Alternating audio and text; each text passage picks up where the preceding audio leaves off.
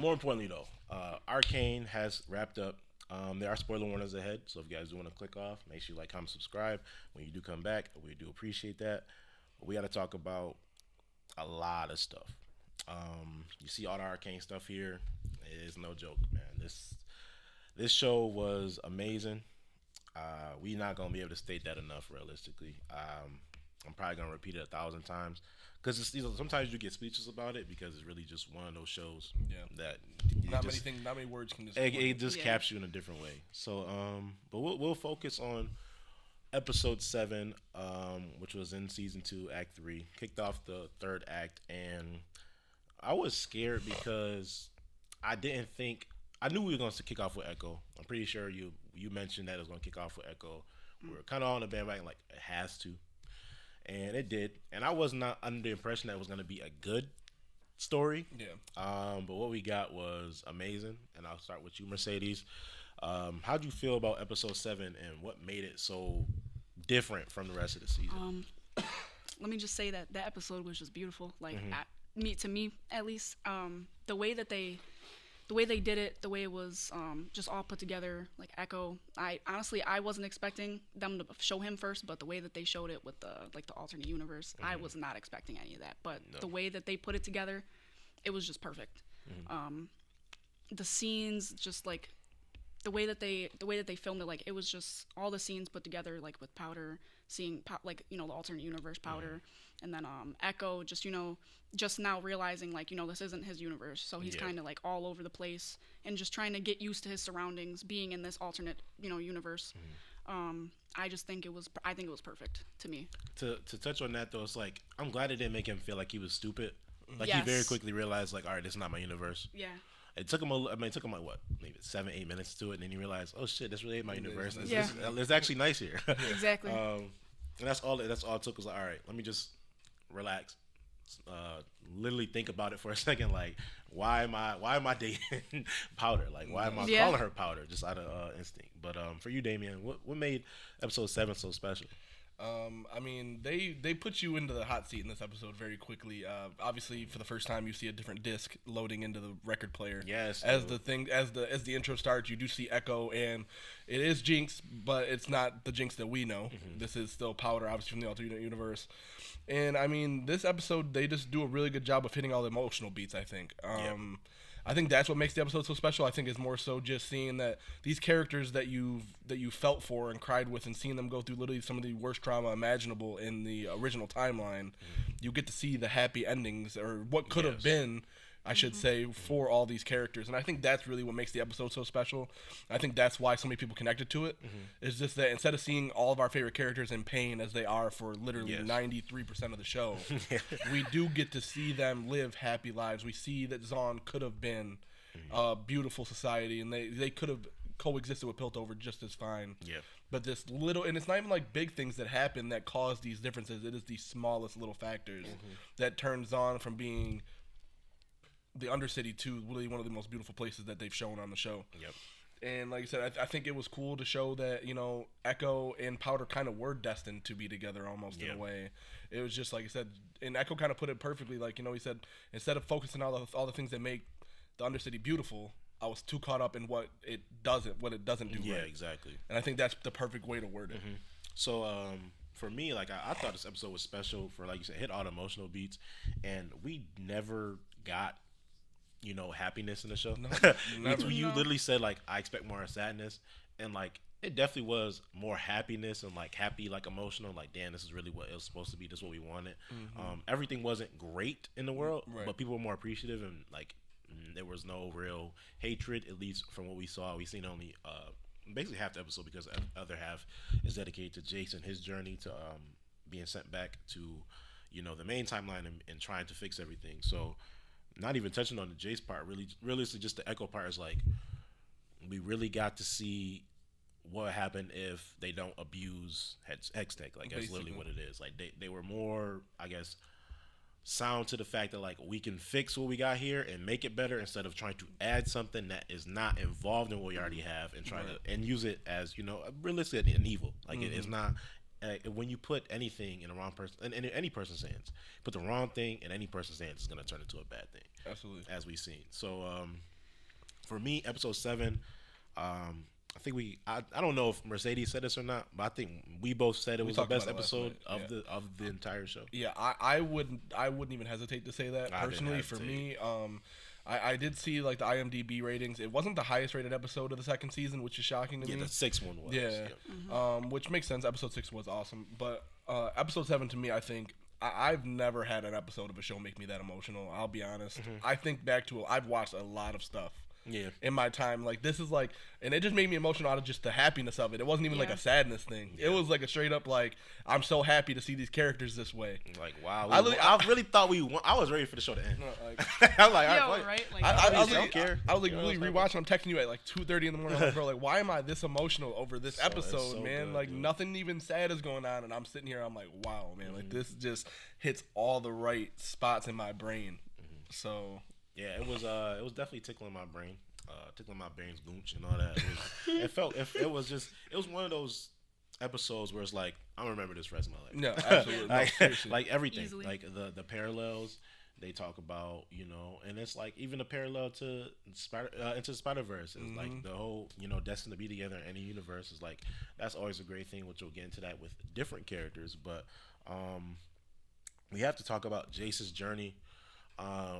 Which really, I mean, a lot of people talk about the 𝗏𝗏 part, but Jace's journey makes 𝗏𝗏's world that much better. Yeah, and I think it amplifies why it's so happy to see 𝗏𝗏 where he is as compared to Jace, because the way I think it's just the way they do the cutting and the way that they know when to cut out of the 𝗏𝗏 memes parts. from it isn't. Yeah, exactly. Like they know when to leave you out of 𝗏𝗏's part to show you exactly what Jace is going through. And I know I had said it when it first dropped it, like it is a cool parallel to see that.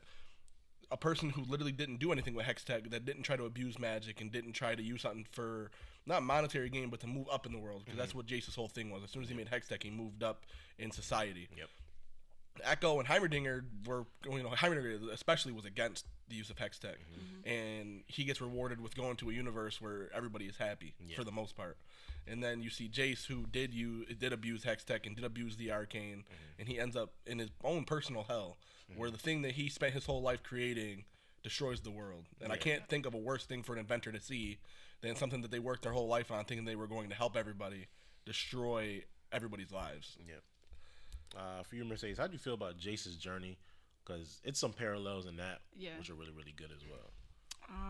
Honestly, he was going through hell. Like he was literally like it was nonstop. Definitely walking through hell. It was just nonstop for him. He didn't get a break at all. Like you see, like all gas. The difference with 𝗏𝗏, like obviously, like in his universe where he was put, he's in a happier spot. But when you go back to Jace, he's down in these caves. His hammer broke his leg. Like he got fucked up like bad. So seeing how they did the parallels, I thought it was pretty cool. They show like in the beginning when he's going up on the top of the Arcane. You could see his hammer up there when he finally gets up to the top, and then that was another parallel with which you see later in the finale. In the finale, you see he's in the same pose. He ends up doing the same exact thing. I thought the way they did it with like the creatures following him, you can see that he stops being scared. Like to when he first got there, he just kind of accepted it, and then saw that this is probably gonna have to be the way that it is. Yeah. So he just goes along with it because he knows that there's really nothing more that he can do. Yep. So like you said, like it goes with the finale, and it's like I feel like that's the immediate, not to say the immediate future, but like a very, very near future that happens. Like this is the result of your actions. So because you did this, or because you think you have to do this, like his whole thing was that he has to kill, like he had to kill Victor. He had to kill basically the love of his life, that like his soulmate. So he had to kill Victor. He thought, and then when he realized that like. That's not what I need to do. I need to connect with him in a different way. I need to get back to the Victor that I know. That's when he said. That's why he's saying like, I won't fail. Yeah. I swear it. And I was like, that's really a good thing because like he just did it. We literally just watched episode 6 of him killing Victor, and like this is like it kind of like almost like as in a weird way, it showed him 2 different possibilities. Yeah, like basically like 999% of the time, this is what's gonna happen if you kill Victor. The 0.00001% chance that if you don't kill Victor and you do this the right way, and this is like there is a whole different outcome that you have to see for yourself. So I love Jace's journey. I thought Jace's journey was, at first I'm like, I want to see Echo. You already not feeling you right now, bro. Like I got my screen real quick. Right. But as time went on, I'm like, damn, he really is in hell, because I think they were showing like Echo at the party, and then they flashed to Jace's face, and I always thought that like him and Jace would have another encounter. Yeah. But they obviously, like, we don't really get them together on screen ever again, really. But for the most part, we do get the contrast of a world that doesn't abuse hex tech before, in a world that abuses it to the fullest power, and what actually happens when you put it in anybody's hand. Like I said, that magic is devil magic, literally. Like it's what people did not want to happen to the world, and it literally happened. So to see it in both perspectives was, I think, the most beautiful thing.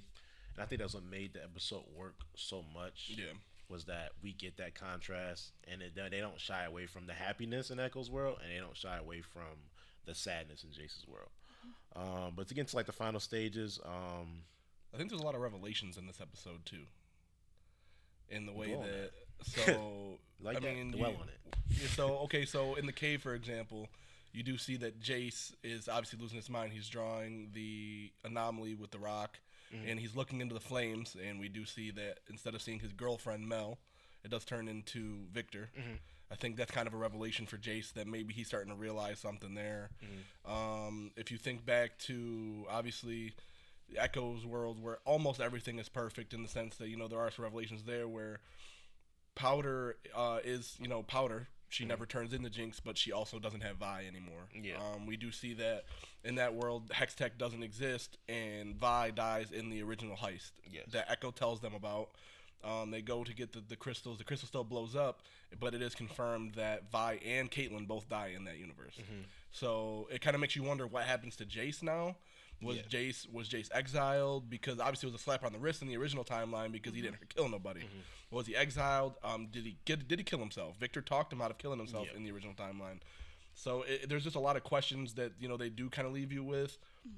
Obviously, that's stuff that they can't really get into just for the sake of episode timeline. It's a 43-minute episode. Exactly, and that's why it's cool to kind of like think about stuff like that, because we do never see Caitlyn. Obviously, you do see like Vi holding Powder, and you see Milo and Clagger kind of having to deal with that. Yeah. And then obviously there's other stuff too, like seeing that Silco does find Vander's letter from the looks of it.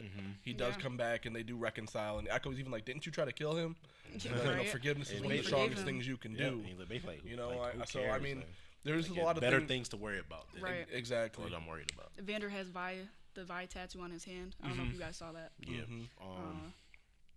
So what you said with the whole Vi thing, I was gonna get we see, like I said, everything is not perfect here. Yeah. But certain sacrifices do have to be made for things to be great. And they even say that in Echo's. And Echo's like big thing, and this whole time Powder says it first, but in order to take a leap, like sometimes you have to leave some stuff behind. And that's basically that just shows like the difference between Jinx and Powder. Is like she's coping with it better, and the difference is that like I think Echo acts like, "Was it you?" When like he said like she basically is like, "You're the reason we went out there. Like it wasn't just like on a hunch. Like the whole thing happened because of you." So the fact that everything is basically like flopped around, instead of Vi, who was the protector, and what I'm saying, like she's in, like it was just a whole different world, like where instead of her having to protect and try to save Jinx can accept the fact that this happened, but I still have all these people surrounding me that care about me and love me. It wasn't like, all right, well, we lost Vander, so now the whole like everything. There's nobody there. If she just lost Clagger and Milo, like things might have been different. But losing Vander too, and then Vi slapping her face, and it was like she literally everything that could have went wrong went wrong. Like she lost her sister, but she didn't lose. Like it's more to life than just I can't just die with my sister, basically. Kind of thing. So when we get her saying like, I have to go see Vi, I knew she was dead. Like, as soon as she said I go see Vi, like I knew she was dead. I was like, there's no way this world is that fucking perfect. Right. I wasn't expecting it. I was shocked. Yeah, I was shocked. It took me by surprise. I was like, damn, she gone. Yeah, I definitely didn't expect that. When she goes over and she starts like lighting the stuff up, I was like, oh. I saw the doll. I was like, did not expect to see a world like, well, she only made dolls of people that die, huh? So like, right.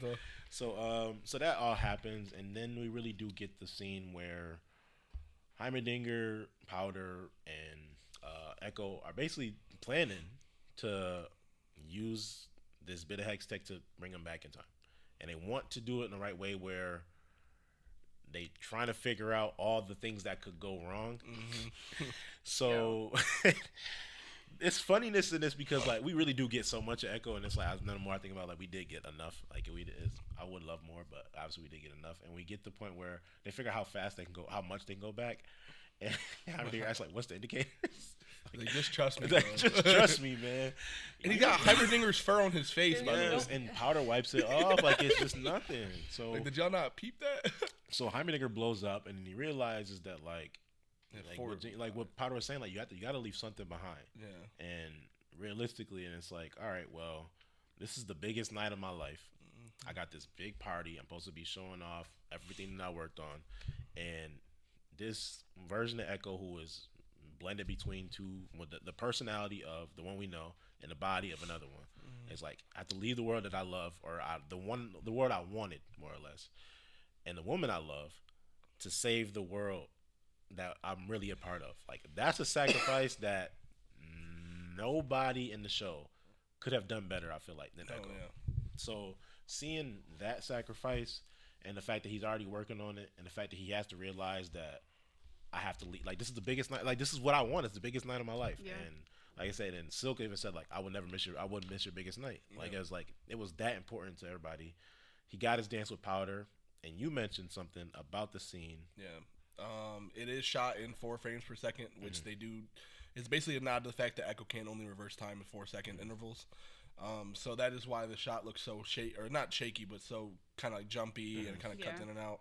But I think it just adds into like the beauty of it, though. The way it's a different animation style. It's a different art style. Arcane really did a lot of that this season with like trying the different art styles out besides their normal animation, and it worked every single time. And like I said, I thought the song was perfect. It's in French. I don't know what they're saying. I'll be singing it though. But I don't know. Like, I was like, but like that. I feel like I know what it means, but I swear, but it's like just like seeing them together and all that, and like seeing that whole dance scene, it just was beautiful, man. Yeah. Like I said, it seemed like that. Like we really deserved it though. Like, we did deserve it the most. You waited, you waited, but like that is just like it was crazy to me. Like I said, that song really hits. That song is like number 7 in the world right now. All over. I would say it was just number 8. Like that song. That's the song that blew up, and it is not. It is in full French. There is not an English word in that entire song. Yeah, I love that. So that shows you what that song did to people. Yes, I love that scene. Like I said, everything was perfect about it, and I'm just like thinking, I'm like, damn, like this is really just one episode. This is not the show we've been watching. Exactly. This isn't a spinoff series that I can watch. No, like it's not. Like we're not gonna continue in this world and see what happens. So then we obviously get towards the end, and Echo and Powder on the rooftop, the famous rooftop city line. You know what I'm saying? Same thing they showed both seasons. You know what I'm saying? Like if it's a more modern like kind of thing now. So they're talking, and he says, don't you wish you could just spend more time in one moment? Wish you could have like more time in just like one moment. Yeah. And I thought that was a beautiful thing to say because, like I said, like we have to remember like this is not her Echo. Like the mind of him, like she recognized him, but she still has doubts. It's like he's doing some weird stuff. Something weird about you. Like everything that he is saying is like perfect from this point on. Like everything. So, and then like I forget that the title was Pretend Like It's the First Time. Yeah. But they're about to kiss, and he stops, and then he's like, "No, it's not. Like it's not you, but like, can we pretend it's the first time?" And he says that because he doesn't know what it's like to love this version of Powder. Yeah. So him saying that, I was just like, man, I'm in pain. Yeah. A lot of people said that's when Powder realized that that's her Echo, but like not exactly. Like he's from another universe. Like he's in between, and that's when she really realized. But she still gave him that like that first time that he asked for. She didn't question it, but she realized, and then she ended up just giving it to him just to make him happy. And then, like you said, with the parallels, where they're sitting on the rooftop, you see when we go back to the original universe, Echo's sitting on the right side, and then when it flashes back to the alternate, Powder's sitting there by herself on the left side. And then you kind of put those together, and it's just sad. It's just like, sad. Like I think the scene is really, really amplified too, because Heimerdinger literally tells them right before that, like, what's the point of having a device like this if we can't enjoy the time that we have? Like, you have the ability to reverse time now, but like, there's just so much about time. Yeah, and this is the boy who shattered time. And the fact that Echo is the one that really says like he wishes he could spend more time in just this one moment. Like, it's just up to everything that was said from like like from the party on was just like perfect. And he tells her how he'll never forget this moment and like this like always be with him. Like it's just like so much emotion in it. I'm like, damn, man. It's so much. I'm in so much pain even thinking about it. I'm in pain right now. But and then even like the necklace. Yeah, the pendant and the blue peonies, and I know I said something in the group chat about how like it's like a symbol of like a love that like lasts across time and stuff like that. Everlasting love, I think point it was. of time, and like when you see her spinning it, but their silhouettes are in it. Yes, it is Echo and Powder in the flowers, you know, and like the fact that that's what he leaves behind for her as like a symbol of like their time together is just crazy. So yeah, we get them.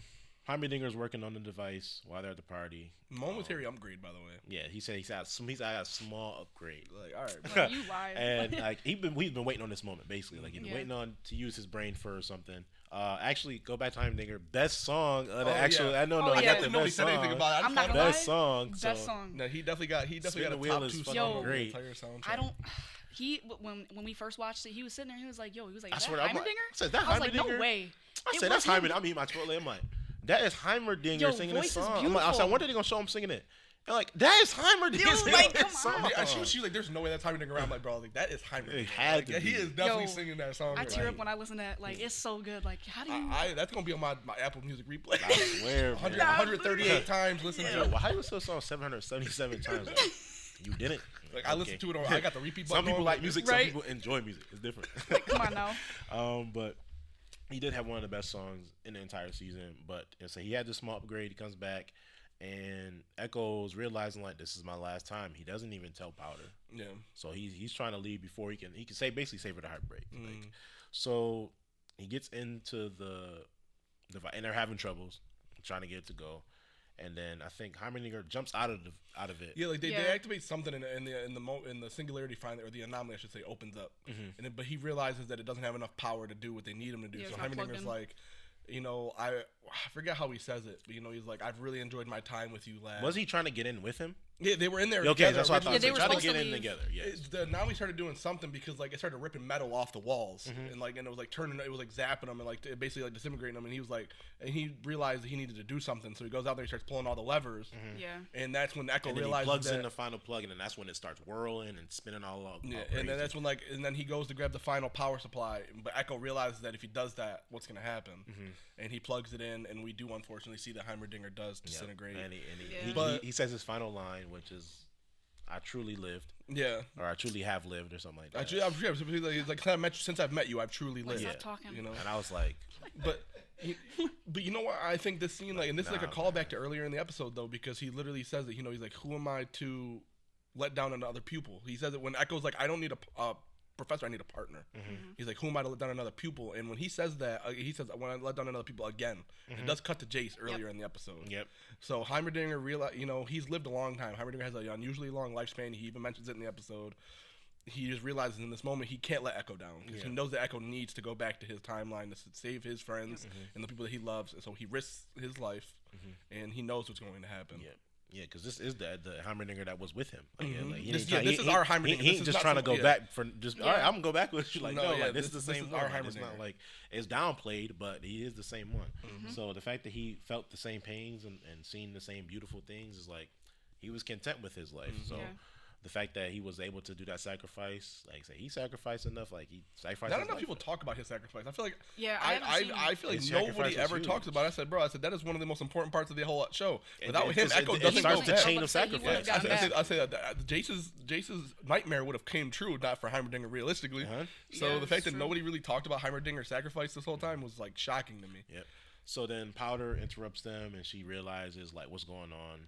So with that, we have the parallel with Jace, who finally makes up to the mountain. He's finally up top. He went through all this hell, and he's talking to The mage. him. He's talking to the mage, but realistically, he's in a sense trying to like think about what he's saying to Victor, like in the same way. So he's saying like, "Why'd you give me this? Like, why? Like, I don't know what I'm here for. Why am I in this position right now at this stake, trying to figure out what the fuck am I doing here, and why am I in this position? Why is it me? Why did you give me this? Like, you gave me this to save my life. You saved my life for a reason, but why?" And shout out to you for having the best theory possible. people called you a madman. Yeah, I didn't they like definitely that. tried to discredit me. I don't like that. No, y'all, no, he was on to something, and as soon as you said it, I knew you were right because I'm like, it had to be. Immediately. As soon as you said it, I'm like, all right, doubt like it's Damian though. Yeah, like, come on, so, exactly. So at that like, point, let's be real. I'm just trying to get zombies rinsed. So you had the theory that it was Victor that saved Jason's life, and so we get that. So you said like, yo, go back to the finale. He has his hands on his hammer, and it's like hammer's down, the staff is up, and we see the mage, and he's like kind of like looks like outer space galaxy kind of look over the hood, and it's like you can see him turn just a little bit, like when it zooms out, and he still asks like, why'd you give me this? Like say like basically like kind of going crazy, and he says like, send me back please, like I won't fail, I swear it. So we get that, and that's when I seen him turn. I'm like, that's interesting. So then he just starts getting sent back at the same time that Echo is in the machine whirling. I think his old body is laying on the ground, and that's when Powder. That's what, like when they're like personality split back again. So like Echo's Powder's real sitting there. Oh my god! And she finally sees him through the damn thing, and she realizes like, okay, like this was another Echo. This like he really did it. Like he did exactly what he's supposed to, and he made the greatest sacrifice. So she'll always know that the man that she loved was capable of saving the world. Basically. Yeah. So 100%. that was our final look into episode 7. I think it goes dark after that. Well, no, there's actually one more scene. So she goes back to visit Vi's little memorial, yeah. And we see that this whole time she kept it to herself in a little secret compartment underneath Vi's memorial. She did keep all of the hex runes, the full blown ones. So this whole time, I mean, like hex tech technically could still exist in this world. I think they kind of just leave it open to interpretation with that. Now that they know what that can do. I mean, obviously we know that Powder in this universe, as she is in even like the original universe, she's very smart. She's a lot smarter than people give her credit for. And we obviously don't know how smart this Echo is, but he seemed like he was clearly on top of his game. He was the smartest man in the world. So she puts that necklace away, well, the pendant in the drawer as like a memory of our Echo. But then we also see that she did keep all the runes that Jace would have originally experimented with. So. And it was basically like a lot of connotations throughout the episodes that she was wasting her potential. And that, I guess, it leaves up for interpretation. What will she do with now that she sees what X-Tech can do? Exactly. Will she be the one to create it in this universe? Yeah, I thought that was a beautiful thing, and that's when I was like, X-Tech don't exist. Where like, no, we literally seen it. It does exist. It's just not abused in the way that it is. Nobody decided to create. It didn't get in the wrong. Like ironically, it had being in Powder's hands was the right hands. Ain't that crazy? To think about? Like it's really like, even though that's literally not how it happened, like it ended up being the right thing. So I like this episode was 10 out of 10 for me. One of the best episodes in television history for me. Yeah, no, I'm the same way. Yeah, it's I agree. The best show that Netflix could have ever put on their platform. I don't think they'll ever get close, realistically. It's the only show from I didn't fact check it. I saw a tweet. It said that like this is the only show to get a 9 and up in every episode of a season. Yeah, I think I saw that too.